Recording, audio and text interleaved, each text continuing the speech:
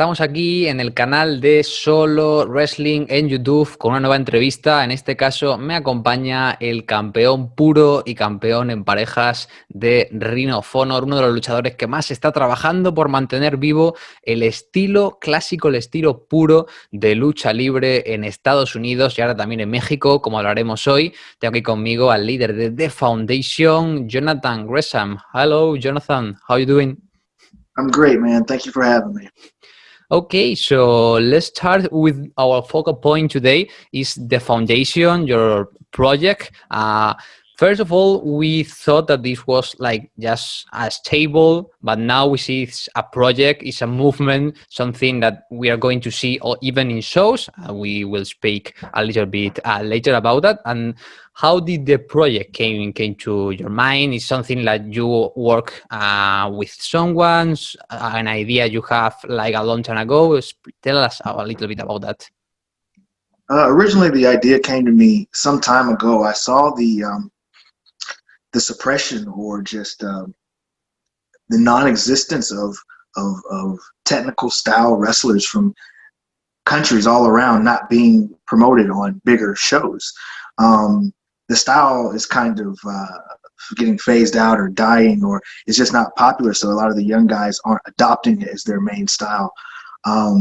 With a lot of independent promoters, the issue is GIFs right now. I believe it's easy opposed to doing wrestling the original way, which can't be really told in one, 5-second GIF.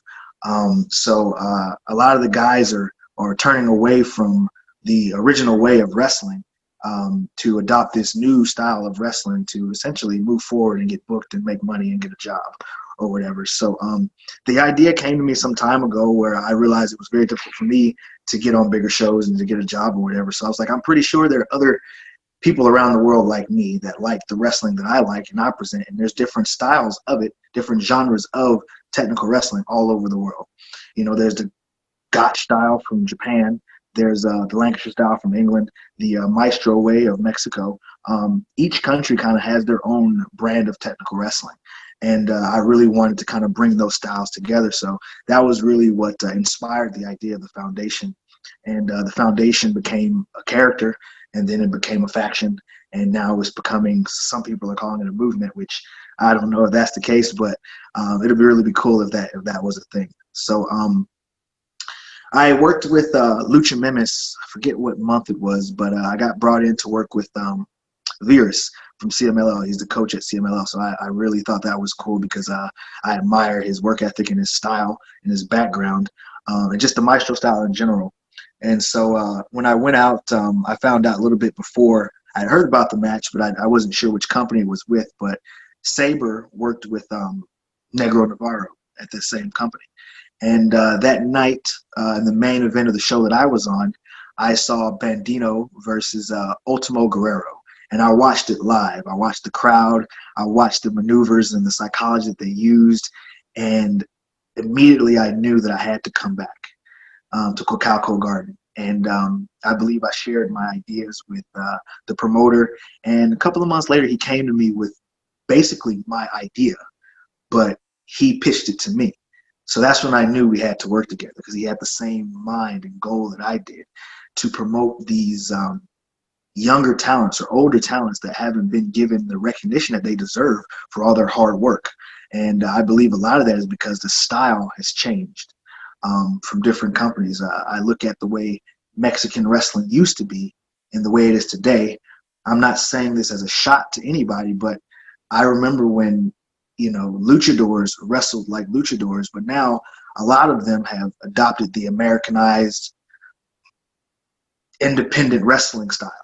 And it's pretty much similar to all the guys that are doing it in England and all the guys that are doing it all over America. There's no real difference between those guys. A lot of the same maneuvers and psychology and momentum are being used in those matches. But what I would like to see is an American technical wrestler versus a maestro from Mexico, and the same thing from the Lancashire style. I would like to see those all put together on one show so we can show the world that technical wrestling is alive and we have different cultures within these styles. So that's my goal. You talk about the relationship with Lucha Memes, but in the United States, when you first came up with the idea of the foundation of this project, who were some of the maybe promoters or wrestlers that you talk with to give this like some magnitude inside the US indie scene? Because as you said, not so long ago, pure wrestling wasn't a thing in the indie scene. Even in your case, you weren't spotted in bigger companies because they thought that technical pure wrestling didn't sell enough to the fans. So who did you talk with in the United States? Believe it or not, I spoke to a few different people, and to be honest, I got shot down. I spoke to I don't want to name the companies because I just don't want to do that. But I spoke to quite a few of them, and I don't think they saw my vision. The only promoter that saw my vision was Lucha Memes, without question. Um, Even my home company, Ring of Honor, I've been wrestling for them for about 4 years now. And since I've been there, I've been preaching pure wrestling. And that was the only way to differentiate our company from everyone else. I believe just like independent wrestlers have their separate identities from each other, I believe promotion should kind of do the same thing. In my mind, that creates a atmosphere of non-competition. Because you have the entertainment company, you have the comic book style company, and then you have the pure wrestling company, and then so on and so on. And I believe that way we kind of stay out of each other's lanes and we can all kind of help support the wrestling industry as a whole. So the funny thing is after Ring of Honor decided to go with pure wrestling and the pure tournament took life and it moved forward from there, those same companies that I spoke to about working with before finally came back and approached me about ideas that they now have because now pure wrestling is finally back. Um, so it's just funny how things work out, but it's a blessing, not just for me, but for other wrestlers like me from around the world. And why do you think that right now pure wrestling is a thing in the US? Do you think that because of the pandemic and the no fan shows, wrestlers are allowed to wrestle in their own style without the pressure of the fan of the crowd, and promoters realize that pure wrestling is really a good thing and also something that fans like because as you said in Ring of Honor they reintroduced this pure division and all the reviews have been so great. So why do you think that these years in a so difficult deal like 2020 did pure wrestling became a thing, we can say, in the US? I think a lot of it was a lot of people afraid of being who they want to be. Again, you only have X amount of time in your career to make a name for yourself and whatnot. So a lot of the younger wrestlers that might want to present themselves as pure or technical or classic style wrestlers are now afraid because when they look at the landscape, there's no one to identify on these major cards that resemble them or what they want to do. So instead they go and they try to do this high impact style, whether they're good at it or not, or whether they believe it's safe for them, they still go and attempt it and do it because they feel like that's the only way to become a part of a bigger company and to make a living for themselves. Um, I'm going to go back a little bit just to go forward.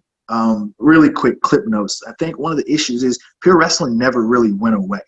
It just got overshadowed by a new style. Um, Pure wrestling is nothing new. It's what wrestling was supposed to be anyway. With rules, now rules have gone out of the window. They don't exist in wrestling anymore. You have the casual fan that will come in, and I've met these people on the subway or at the airport, and they find out that I'm a wrestler. They'll ask me a question like, "Do you win all your matches?" And I say, "Oh, I win sometimes." And then they go, "Well, why don't you just use a chair and hit the guy?" And I'm just thinking to myself, because that's illegal. We can't do that. They don't understand it though, because to them it's just theater.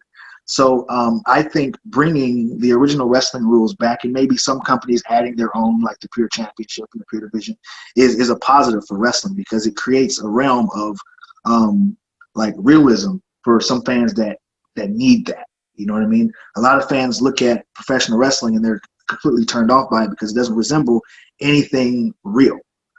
So pure wrestling to me gives you rules, more realistic selling, more realistic maneuvers, and I think that's just neat. It's a different genre of wrestling.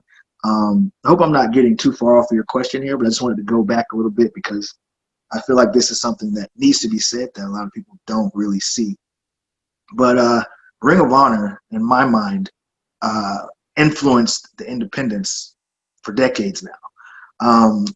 in 2006, I believe, was when Dragon Gate was first brung to the United States. And they had that killer 6-man tag match. I think they were in America like a show or two before that. But then when that 6-man happened, it changed the independents for decades. Like, we're still in the Dragon Gate way to this day. That happened in Ring of Honor. So what I'm basically trying to say is Ring of Honor has set the tone for the independents. Now that Dragon Gate style has morphed into what we see in WWE and TNA and AEW now. And I believe Ring of Honor can do the same thing again by putting pure wrestling at the forefront of their company. And we can change the independence again, giving more people variety, first of all, and younger talent more opportunities, because now they have a place to call home within Ring of Honor. So hopefully I kind of answered your question there with a lot of that. It did. So now back in Mexico with Lucha Memes, you are presenting this Supercard US against Mexico in January 22nd, if I'm not wrong, in Texas. And first of all, there were plans to do the show before, because from what we are talking about, I assume that you were like looking to do these kind of shows both in Mexico and the US before, but with the pandemic now you have like to cancel all the plans, and we have this first extravaganza of a show in January. How was the process working with Lucha Memes? But from what you are talking to me, I assume it's very easy to work with the promoters, since both of you think the same way about wrestling. Originally, yes, like you were right. The original Negro Navarro tribute show was actually supposed to be the first Lucha Memes Foundation collaboration show. But, you know, things happened with the pandemic and everything where they just had to run the Negro Navarro show as well, without the foundation's influence on that and the Americans to come. So, you know, we spoke. We really wanted to try this concept and get it off the ground to see how fans would respond to it. So, you know, I spoke to him and I wanted to tell him that I think the best way to do it, instead of having guys fly to Mexico, is to use the Mexican talent that is allowed in America right now. Let's use them here in America, and we can bring the American talent somewhere that's not overseas. So essentially we had to do that and implement, of course, you know, testing and everything like that to make sure everybody is safe, fans and, you know, talent as well. So For now, we see the card. We have Aramis against yourself, Jonathan Gresham. We have Extreme Tiger against Wheeler Yuta. We have Ares against Daniel Garcia, Ricky Marvin versus Tony Deppen, Boy versus Joshua Rapra, and Gino Medina against Dante Caballero. And of course, the tag match with Blue Demon, Lowrider, Mecha Wolf, and Fred Jehai. How did you came up with this dream card, some kind of dream card? So a lot of cool matches. It was like something that you proposed, the promoter of Lucha Memes proposed, or something like all the guys like said, I want to work with this guy. How's the creative process behind this first Foundation Memes show? The process was, well, the history between Ricky Marvin and I go back to, I think, 2013. And I was talking to the promoter of Lucha Memes, and we were speaking just freely about different talents, and I mentioned, hey man, Ricky Marvin is he still around, blah, blah, blah. And he said, yes. So I immediately said, we got to use him on the show. And I think he's really close with Ricky Marvin anyway. He's one of his friends. So the story in that is, I think it was like a carrot in 2013 in Germany for WXW. And I was in a match with Ricky Marvin. I forget what round it was, but essentially we were supposed to go second or third. Ricky Marvin's flight hadn't arrived from Mexico yet. So I'm sitting there in the back just like waiting on Ricky Marvin. The show's going on. Now I think we're like 2 matches before the main event goes on. And we're just like, I guess I'm not wrestling tonight. And they're like, no, Marvin will be here in a little bit. Finally, right before the main event, because we got pushed all the way back from third all the way to semi-main. And so like the main event, the match before us is about to finish.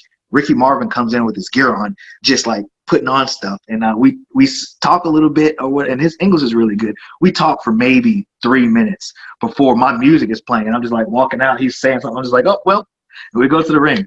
And we go out there and we put on one of my favorite matches from that time, because like that to me is why technical wrestling is so important to be revived and be pushed forward for like the younger generation to learn it, because him being from Mexico, me being from America, me not understanding any Spanish, and him on the go as we're moving, probably not able to speak to me clear in English, we were able to communicate with each other through grappling, professional wrestling grappling. And we end up going out there and doing like 12 minutes of a match and just having a really good match. And the fans still talk about that match to this day. And nobody even knows this story from the fans' perspective, you know. And so to me, that's why I really thought that he's a good person to bring in for this project. Little clip note about that story. After it was over, I was in the back and I was like, okay, I didn't fuck up anything. This is really good, you know. And Ricky came to the back and he goes, oh my God, where's the cops? Somebody call the cops. Somebody call the cops. And I was like freaking out. I was like, what happened? What happened? He looked at me with the straightest face and goes, we just stole the show. So like Ricky Marvin became one of my favorites after that. And I'm always excited to see him and work with him. But with that being said, I'm really good buddies with Arrow Boy. I met him on one of my first tours of DTU, so I knew, like, working with him in the back, that he was somebody that I wanted on the show as well. I believe Armis, is that how you pronounce his name? Yeah, Aramis.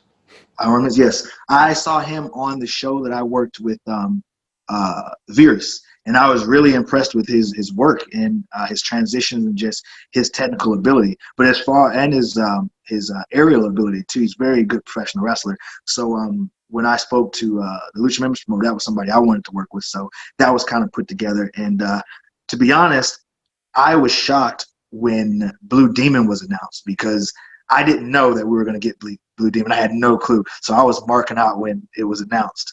And I'm really happy that my buddy Frey Yehai is going to be in there with them too. As far as Lowrider, I think I met Lowrider a few years ago. Not a few years ago, a long time ago.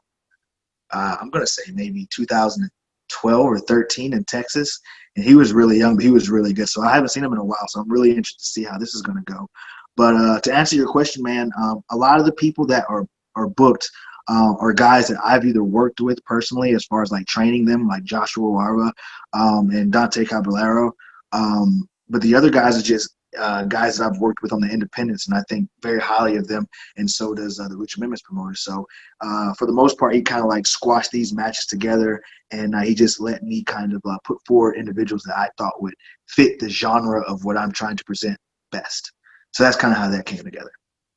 So far, I think the answer from the fans has been pretty good, from the hype on Twitter, on the Twitter bubble. But what are your thoughts? Do you think that the answer has been good by the fans? Had you sell good tickets? You had the deal with IWTV to stream the show. I don't know if you are streaming live or you are streaming on demand, maybe on demand, because that's how Lucha Memes usually work. I don't know if you can confirm that. Yep. Yeah, I don't believe it's going to be streamed live. I believe we're going to film it first and then let it play back on IT, Internet Wrestling Television, of course. But I think the response has been pretty good. It's not as good as it would have been if we would have been able to do this pre-pandemic. But the big picture here is an event called Masters of the Mat.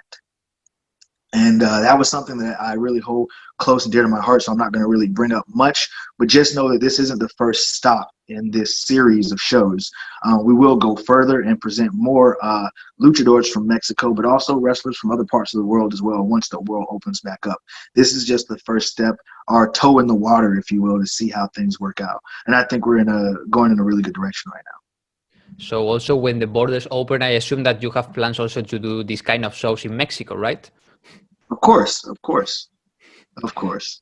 Okay, and also I wanted to ask you about the protocol that you are using in the shows, because you know right now the situation in the US and in the world in general is pretty bad with the pandemic and all of that. You know, the corona, tons of independent wrestling shows in the US canceling, but you are not. You are still going with the show. You have the show on the 22nd. What are some of the things you're doing to prevent? Like you are testing the talent, you are doing quarantine. How do you, what are you doing to assure that everyone is safe going to the show? On our side, we're definitely making sure all the American talent are being tested before they come into the show. And as far as the Mexican talent, they're being tested before they come into the show too. So everybody coming into the show will be testing negative before. As for fans, they will be pushed back away from the ring. There will be guardrails. They'll be maybe double or triple the way that it normally is pushed back between the ring and the guardrails. Also, from what I understand, the talent will only come in contact with the participants that they will be wrestling with the day of. So there won't be any like intermingling or anything like that before the show. After the show, everybody goes back to their hotel room and then they fly out. Whatever they do on their own time, I don't know. But as far as with the show, everybody arrives separately in their own areas. I think everybody will be more than 6 feet apart. We've got a pretty big area there. But pretty much those are the protocols and the things that we're doing to stay as safe as possible during this pandemic. Perfect. So I think that we can wrap off this interview. If you want to add something, we have this bid card. You said this is like the first step in this foundation and Lucha Memes relationship. So if you have any kind of message to the fans or even the wrestlers that are listening and watching this interview, the mic is yours. To the wrestlers, I would say never be afraid to be who you are. Do what you believe in. Always present yourself the way that you envision in your mind. Never do something that you believe, somebody else wants you to do. Stay true to yourself. As for the fans, I would like you to please follow this Twitter page called @PureWrestlers. Moving forward, that will be the destination to get all information in English about the Lucha Memes events going forward, as well as just promoting different technical style, maestro style, classic or technical style wrestlers around the world going forward. I really want to create a stage where their voices can be heard, their styles can be seen, and their matches can be viewed and reviewed. So that's pretty much it. Support professional wrestling, independent wrestling, and thank you again for having me. Así que aquí acabamos la entrevista con Jonathan Gresham. Recordemos, el viernes 22 de enero en Texas tendremos ese guerra de naciones entre Lucha Memes y The Foundation. Y a partir de aquí, pues si no podéis estar en vivo, podréis seguirlo todo por Independent Wrestling TV. Desde aquí, este es Solo Wrestling. Un saludo y nos vemos en la próxima entrevista.